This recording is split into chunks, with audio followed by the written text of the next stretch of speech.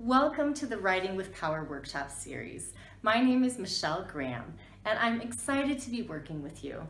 I'm eager to see how your writing skills will develop over the coming weeks. First of all, let's explore why it's so crucial to have excellent writing skills as a working professional.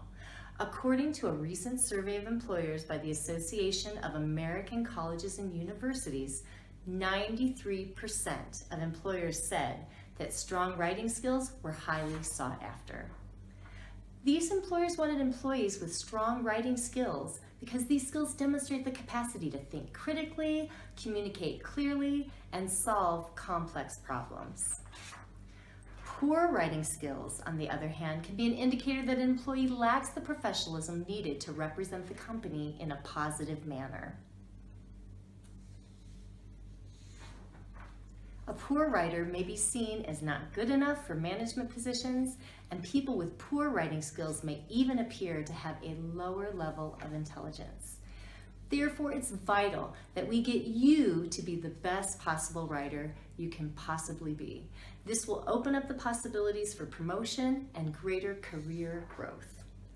The Writing with Power workshop series focuses on the process of how to create a polished, professional, client-ready report that will showcase your excellent writing skills.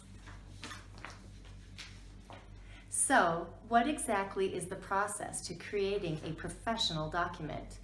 In this workshop series, we'll break down the writing process into 4 key steps over the next 4 weeks. In week 1, we start with planning and organizing. This is commonly called the pre-writing stage. In the pre-writing stage, we start with planning what you want to write about. This is where we brainstorm. A brainstorm is just what it sounds like. It's a storm of ideas that comes into your brain when you think about all the information you want to share with your reader. Once you have these ideas written down, the next step is organizing these ideas. In this step, you will outline your main points so that they are easy for your reader to follow. All the information you wrote down during your brainstorm will probably not be included in your outline. Rather, you'll focus on the essential information needed for your report. In week 2, we'll do the actual writing. Here is where you'll use the outline you created in week 1 to compose your first rough draft paragraph.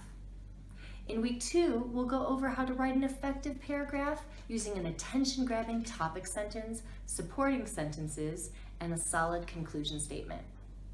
In week 3, we will go back to your rough draft and edit it. This means you'll get feedback from me and your peers so that you can use this information to rewrite parts of your paragraph, making the overall message crystal clear. In week 4, you'll get additional feedback on your rewritten paragraph. This feedback will be very specific about grammar and spelling. During this session, you will incorporate the recommended edits and revise your paragraph one final time. This is the point at which you'll write your final report. If you have effectively incorporated the recommended edits from the previous sessions, this final report should be error-free, clear, concise, and client-ready. And that's the process. So let's recap what we'll be doing over the next 4 weeks. Week 1, planning and organizing. Here's where we're going to create your outline. Week 2, writing. Here is where you're going to compose your first rough draft using the outline. Week 3, editing. In this process, we're going to be using feedback to ensure that the message you're conveying is clear. And week 4, this is the revising stage, incorporating those edits to make sure that your final report is error-free and client-ready. Are you ready to get started? This first week, we'll start with planning what you will write. You need to think about your audience, which is who will be reading your report. Once you identify who is reading your report, then you'll have a clear picture of what exactly your reader needs to know. In an organization like yours, which is grant funded, this means outlining what your desired goal for the project is. Every activity that you do on the project needs to support this stated goal.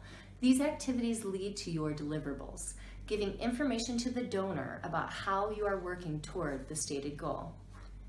With the worksheets you've been given, I'll walk you step by step on how to identify who your audience is and what information this reader needs to know. So take out your worksheets and follow the instructions. Okay, so all of you should have your worksheets out now. If you need additional time, go ahead and pause the video now, get out your worksheets, and then restart the video, and I will walk you through step by step on how to complete your worksheet. Okay, are we ready? Great. All right, so this is what it should look like. This is your worksheet packet for week number 1, and very basic stuff. Put your name, and I do recommend that you put your full name.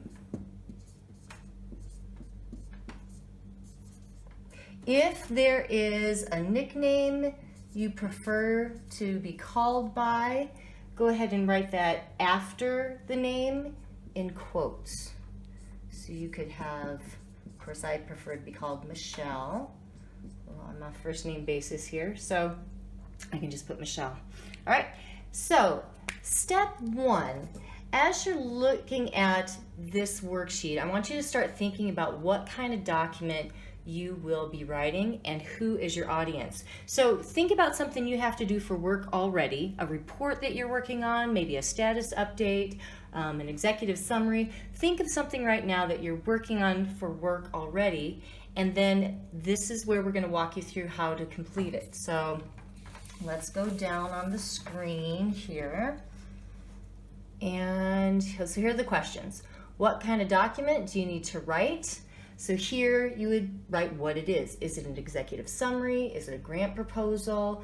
Is it a press release? Is it a status update? Write that right there.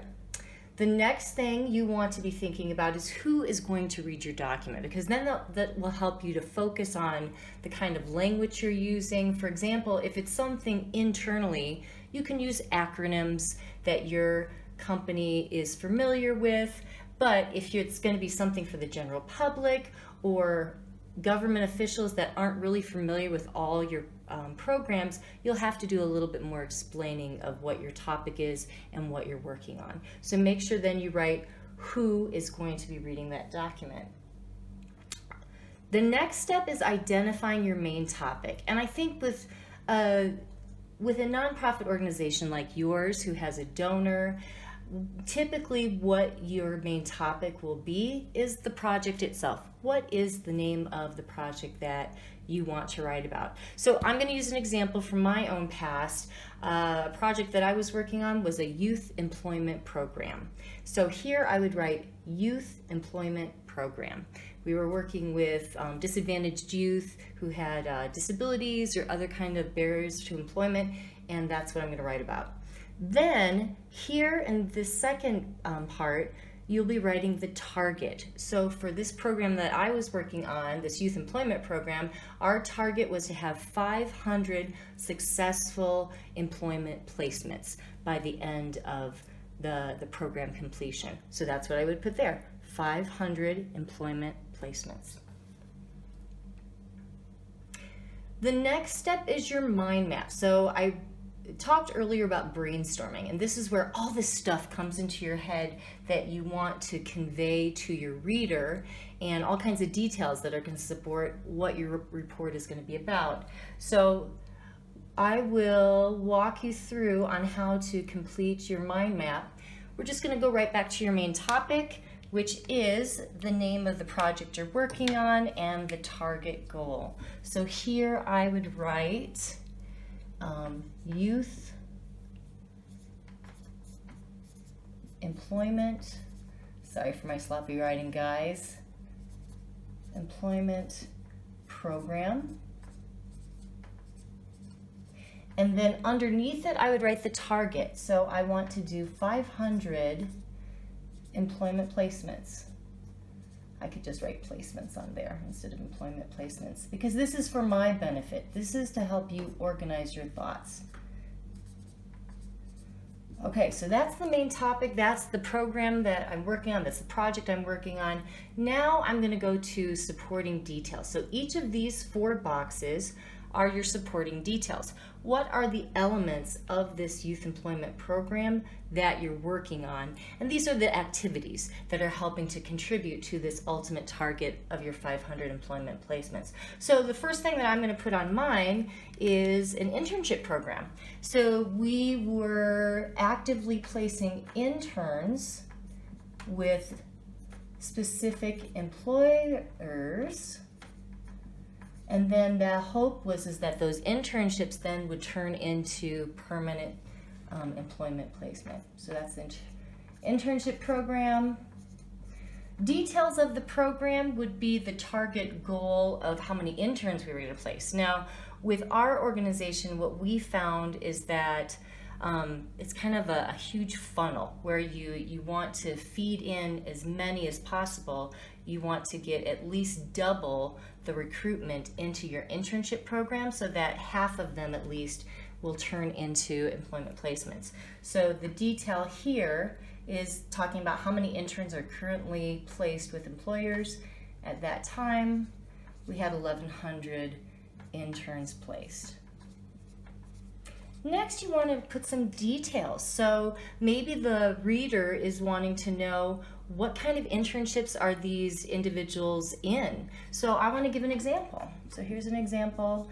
I had an intern placed in an IT support role. So I'm going to give that example of this IT support intern that I had. All right, so that's my first supporting detail there. Another element of this program was developing businesses. So a business developer who is going to go out to employers and make sure that we had a large number of employers to support these 500 employment placements. So when we went out to businesses, both big and small, we found that if we had at least, so I'll put business development right here, and that means developing those employers. So then at the time that we were writing this report, we had 250 active employers that had either interns or permanent placements. Next, I think my reader would want to know what kind of employers these are, because we specifically targeted in-demand career fields. So we wanted to make sure that our youth that were employed in this program were going to be successful have successful outcomes, and that they would have permanent employment for years to come. So here I want to give examples of what kind of jobs they had, what kind of in-demand career fields they were placed into. Okay, the next detail I want to put is, how did we prepare our interns for this program? You know, we recruited them, but then we wanted to make sure that they were job ready. So we had a program that was a job readiness program. And it was a series of workshops and activities. And so it was a job readiness training program. And it was a 6-week program. So I'm going to put that here. I'm going to give more details. What kind of activities were we doing with that job readiness piece? So a 6-week program, and I think my reader will want to know how many individuals went through it. So I'm going to give a number here. So that was 1,150 successful completions. So I'm going to say that this is how many participants went through the program. All right, lastly, my last detail that I think my reader will want to know about is, of course, the end goal. The end goal is that we have job placement and retention, so that individual, not only did they went through the job readiness training program, they went through the internship program where we placed them with different employers, and now we hope that they get a permanent job offer. So this is job placement, and then retention, how long did they stay in that job? So the successful outcomes for us is we didn't even count it as a permanent job placement until that individual had been there for 6 months or more. So I'll talk about that it has to be 6 months or more that they're placed in that job permanently. And then here again, I think my reader's going to want to have an example of what kind of jobs I placed my program participants in. So I'm going to give an example of someone that got a job in kind of the finance industry. They were a financial advisor after going through an internship there.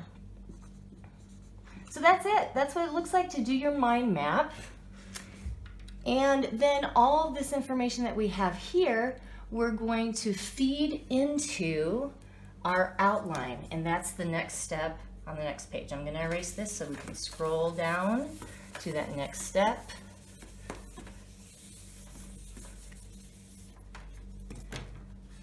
So here it is. Your next step is to make an outline to organize all those details that you just put on your mind map. And I just feed it right in. This is where I really, it's another visual aid for you to organize your thoughts and think about when you do put your report together, how you're going to order that information in a logical way. So here's where I would put the title, which is the project name, and that it's an executive summary. The main topic is the goal, the target goal, how many placements. So that's what you'll fill in there, and I'm going to show you an example of what that looks like, what your outline should look like. So I'm going to turn over to my whiteboard here. Hopefully you guys can see that okay. So first, I answered the question of what. What kind of report am I working on? It's an executive summary. Who will be reading it? It most likely will be read by government officials and the actual donor of the program who wants to make sure that the funds are being spent in the way that they're supposed to. The project name, Youth Employment Program. And the goal is that we're going to have 500 employment placements from this youth program. And then here is the outline. So as you can see on the outline, I have all the elements that I included on my mind map. So the name of the title is the Youth Employment Program. It's an executive summary.